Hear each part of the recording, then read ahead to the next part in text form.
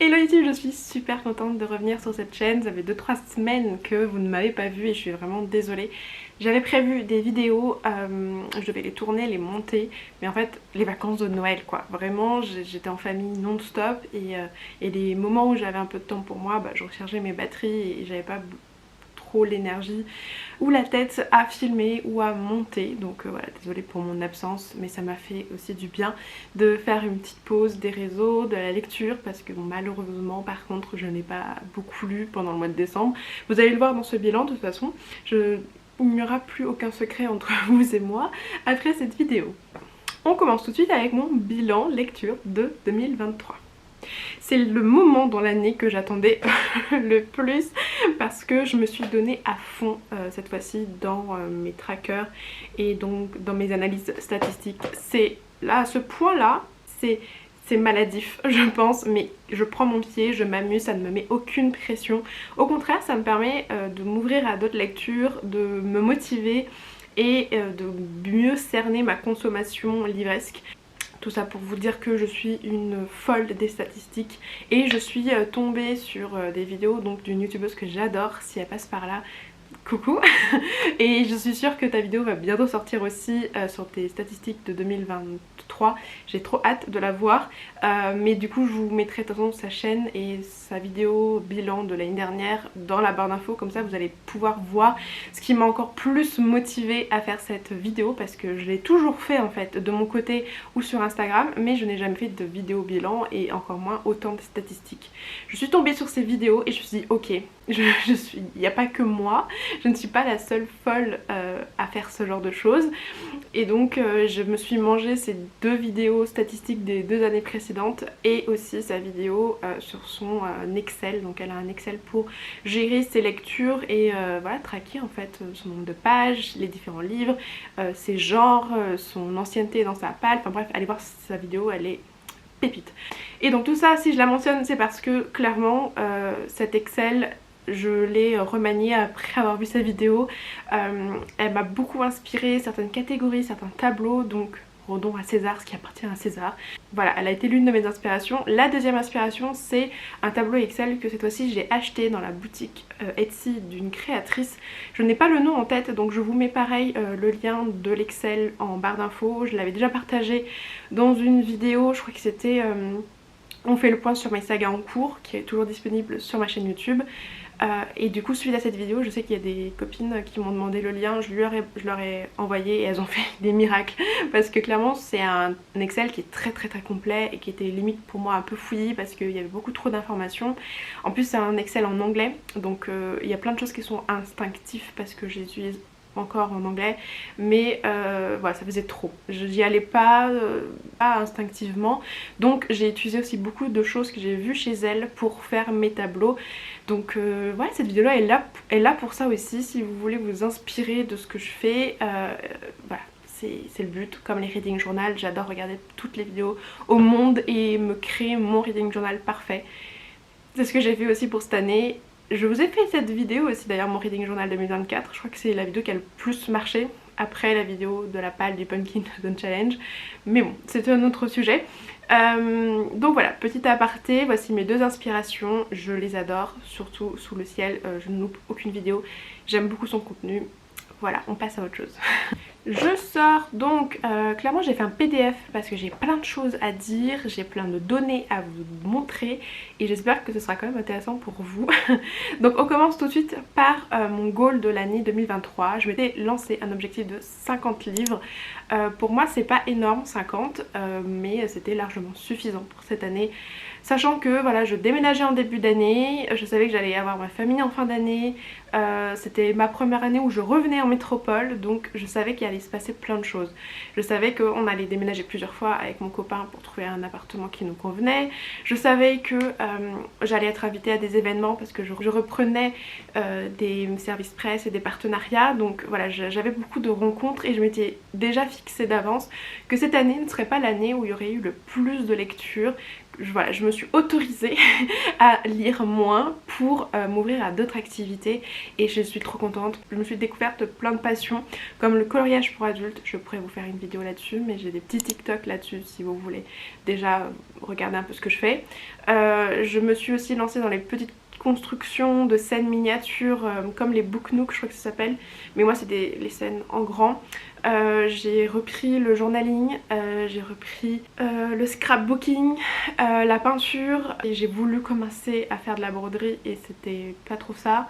Voilà, j'ai fait vraiment plein de choses mais c'était l'année où je voulais m'y remettre et j'ai d'autres idées déjà aussi pour 2024 mais moi j'arrive à mieux gérer et je sais que pour l'année à venir l'objectif ne sera pas du tout le même, je vois double même parce que je veux que cette année soit sous le signe de la lecture mais c'est un choix vous voyez, donc vraiment écoutez vos envies et ce que vous avez envie de faire cette année, de faire le jour J, enfin bref n'ayez pas peur de cet objectif chiffré et je le répète c'est vraiment pour moi tellement acquis que je le dis pas tout le temps mais que vous lisiez 1, 3, 5, 10 livres, 100 livres, 200 livres, vous êtes un lecteur et le chiffre, le nombre de livres que vous lisez ne définit pas le lecteur que vous êtes.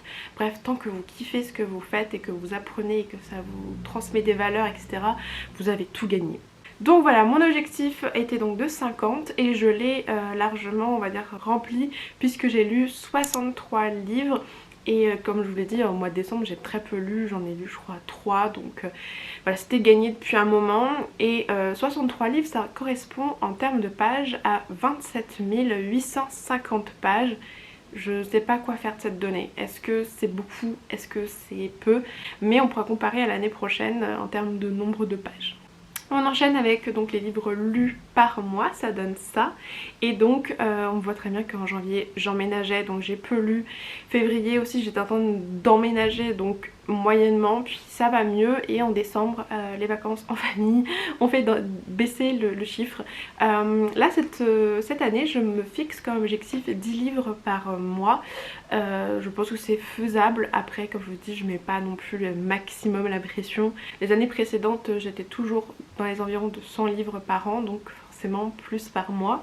C'est l'une de mes résolutions de l'année 2024, de mieux gérer mon temps pour quand même avoir le temps de lire, parce que clairement les mois où j'ai peu lu c'est parce que j'étais très entourée, très active, que je faisais beaucoup de choses et je trouve ça dommage que parce que ma vie sociale et plus active, la lecture elle en pâtit. Voilà, j'aurais aimé pouvoir lire quand ça va pas, ce serait un bon exutoire, mais dites-moi vous, est-ce que vous arrivez à lire quand vous avez des petits tracas, quand vous êtes stressé, ou est-ce que au contraire comme moi vous n'y arrivez pas du tout. Bon, c'est pas grave, on fait comme on peut hein. Ensuite on enchaîne avec mes livres achetés, mais là j'ai tout mélangé, donc c'est à dire que j'avais très peu de service presse en 2023, donc je me suis dit c'était pas forcément pertinent de faire une colonne spéciale service presse, donc il y a les achats et les livres lus.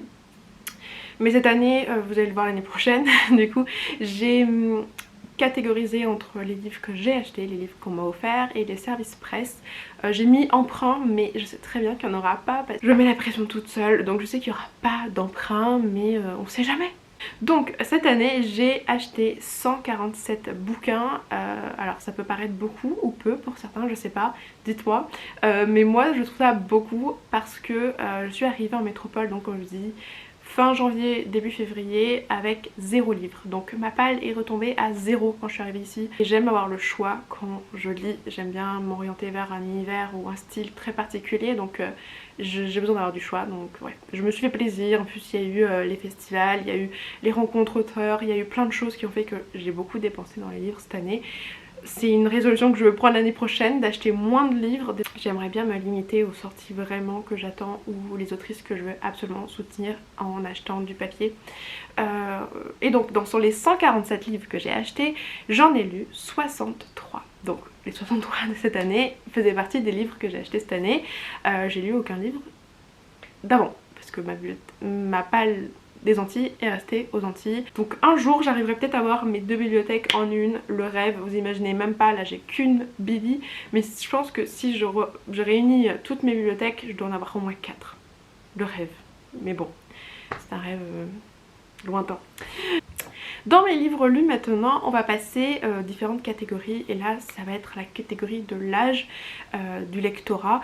Donc comme vous pouvez le voir dans ce magnifique graphique, j'ai lu surtout du new adulte et je suis un peu étonnée, je pensais que cette année j'avais lu plus d'adultes, mais c'est pas un souci parce que c'est un peu le genre qui me fait du bien et qui n'est pas prise de tête, donc je comprends pourquoi il y en a autant. On passe ensuite aux années de publication.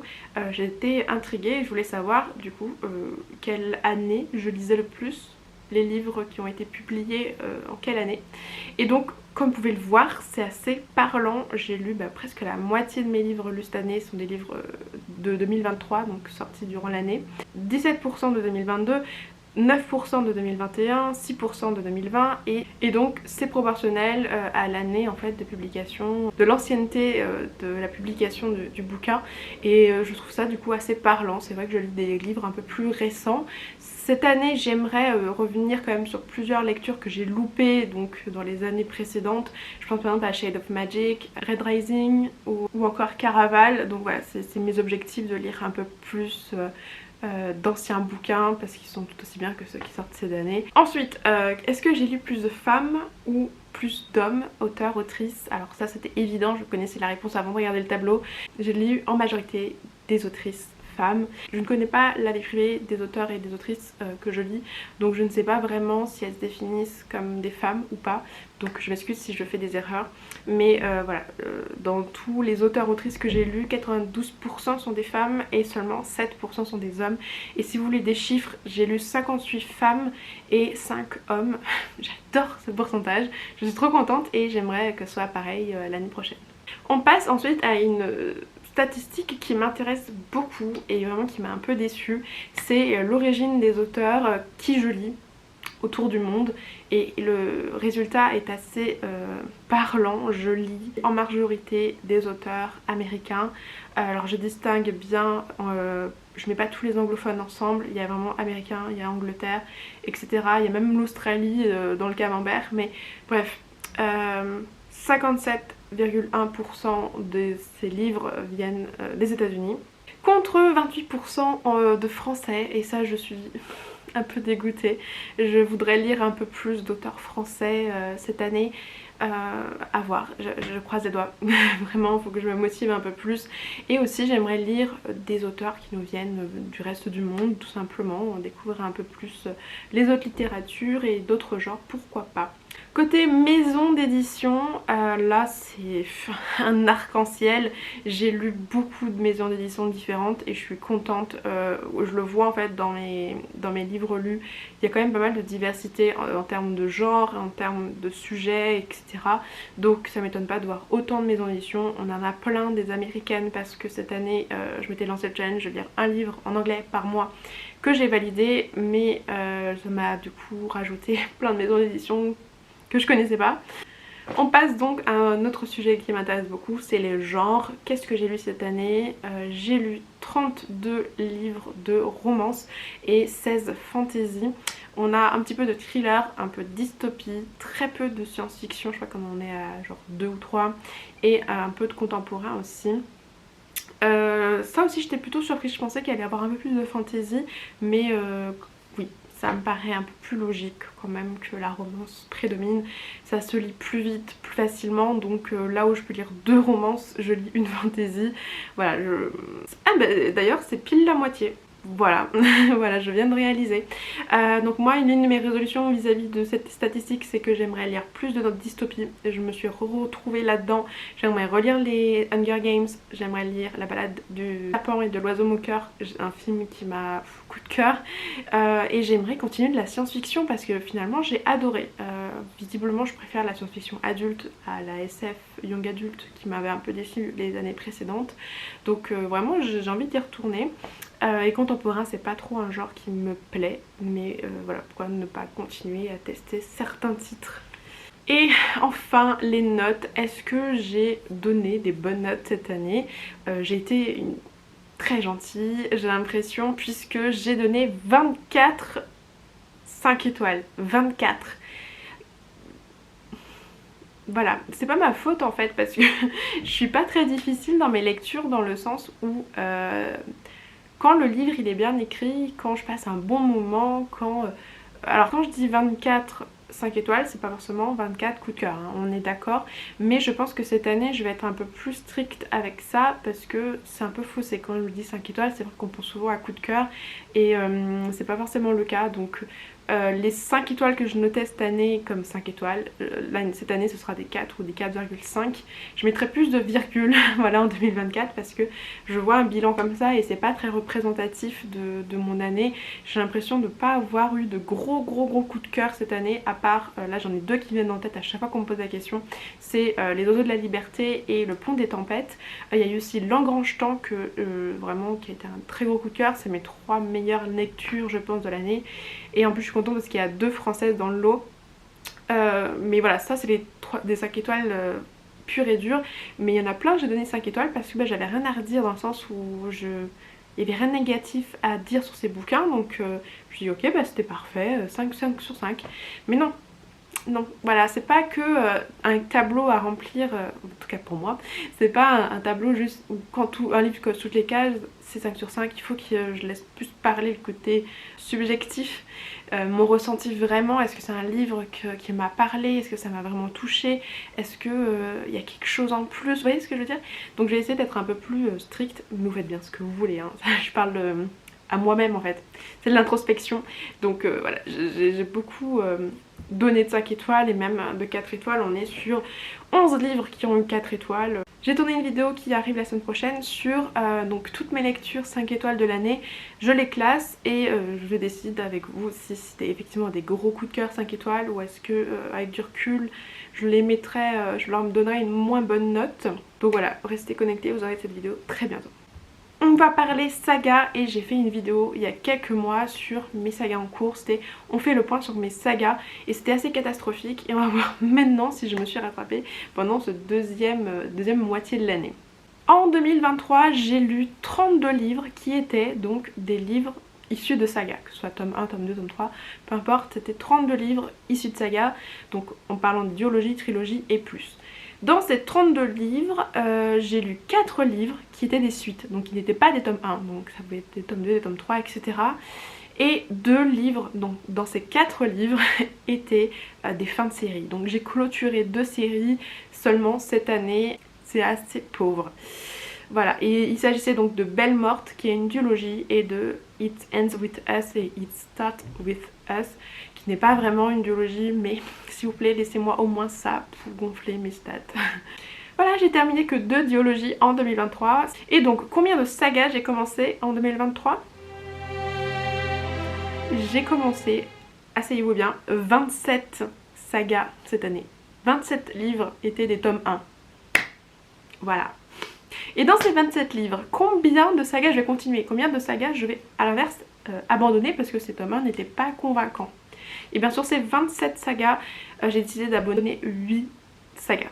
Voilà, dans les 27 que j'ai commencé, il y en a 8. Ciao! Et donc ces 8 sagas, c'est The Summer I Turned Prey, Le Fabricant de Larmes, Vampire Academy, Perfect Match, Éducation meurtrière, Gilded, Mot d'amour et Toxique. Désolée pour ce faux raccord, j'avais plus de batterie. Donc on termine cette vidéo avec mes résolutions de l'année 2024 concernant les livres. Donc cette année j'ai essayé de lire plus, donc d'accorder en fait plus de temps à la lecture. J'aimerais lire de plus anciens livres, alors que ce soit des anciens livres de ma palle ou des anciens livres publiés, donc pas forcément des années 2024 et 2023. Côté genre, j'aimerais lire plus de dystopie, un genre que j'ai adoré cette année. J'aimerais revenir un peu aussi au thriller et sortir un peu de ma zone de confort de temps en temps avec des romans graphiques par exemple. Côté saga cette année, c'est vraiment mon objectif numéro 1, c'est terminer et avancer. Donc j'aimerais avancer sur 10 sagas, j'en ai vraiment beaucoup en cours et j'aimerais en terminer 5. Je pense que c'est possible parce que j'ai quand même pas mal de duologies, de trilogies de commencer. Et une dernière résolution, je dirais que c'est d'acheter moins de livres parce que j'ai déjà, comme vous l'avez vu, acheté plus de presque 150 bouquins cette année. C'est vraiment beaucoup, surtout que j'ai des gros frais qui arrivent et j'ai un mariage à organiser et à payer. J'ai aussi d'autres projets de vie qui me font que je ne peux plus dépenser autant. En tout cas voilà, j'aimerais me restreindre un petit peu, mais je me ferai quand même plaisir parce que voilà, j'adore aller en librairie et c'est ma manière de me faire plaisir et voilà, et surtout que cette année j'ai quand même pas mal de partenariats, notamment par exemple avec Hugo Roman. C'est une de mes maisons préférées, surtout c'est une référence en romance et donc clairement je vais forcément beaucoup craquer, beaucoup découvrir de nouveaux titres et de nouveaux auteurs cette année. Donc vraiment je suis très reconnaissante de tous les partenaires que j'ai cette année en 2024. Vous les verrez au fil des vidéos et ce sera toujours mentionné, que ce soit à l'oral ou en barre d'infos dans tous les cas. Donc voilà, je pense que je n'arriverai pas à suivre et ma palle risque d'exploser si j'achète toujours autant de livres alors que j'en recevrai plus et que voilà, je dois faire des économies. Mais je suis intéressée à vous. Quelles sont vos résolutions pour l'année à venir? Est-ce que vous en avez? Parce que vous pouvez aussi être plus souple que moi. Je vous dis donc à la semaine prochaine pour une nouvelle vidéo et d'ici là, prenez soin de vous. Bonne lecture. Ciao!